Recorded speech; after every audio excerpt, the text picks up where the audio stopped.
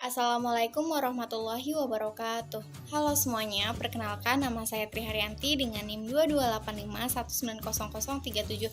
Saya dari Program Pendidikan, Bimbingan dan Konseling Fakultas Keguruan dan Ilmu Pendidikan Universitas Sultan Ageng Tirtayasa. Saya di sini akan sedikit memaparkan mengenai konsep dasar konseling client center, studi kasus, dan penyelesaiannya. Untuk itu, yuk mari kita simak. Client center terapi dikembangkan oleh Carl Rogers. Client center terapi yakni teknik terapi yang berpusat pada klien.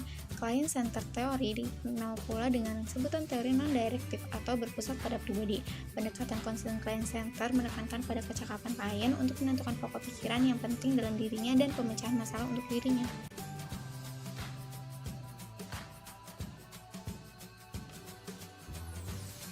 Selanjutnya, tujuan konseling client center yaitu memberi kesempatan dan kebebasan klien, membantu individu untuk sanggup berdiri sendiri, dan membantu individu dalam mengadakan perubahan dan pertumbuhan.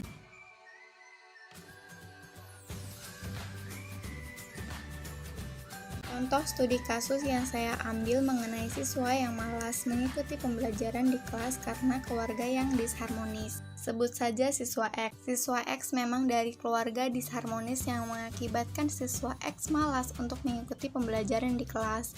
Siswa X juga jarang bergaul dengan teman-temannya dan siswa X lebih sering menyendiri. Terdapat beberapa penyebab sehingga siswa X mempunyai perilaku yang seperti ini.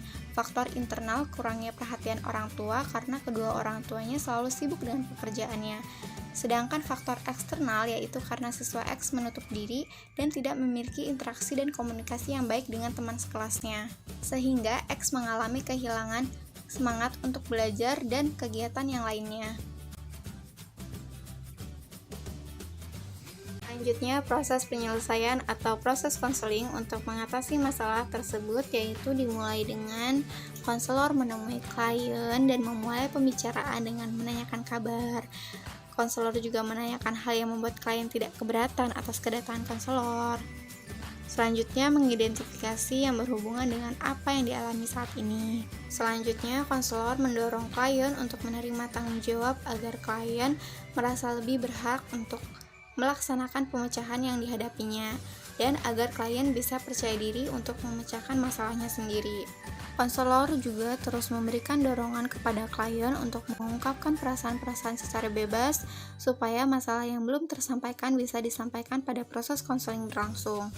Setelah mengetahui masalah apa yang sedang dialami klien, konselor dengan tulus menerima dan menjernihkan perasaan-perasaan yang sudah tersampaikan klien. Jika ada jawaban yang negatif seperti jawaban yang singkat. Setelah perasaan negatif sudah diungkapkan, maka beban yang dialami klien mulai berkurang.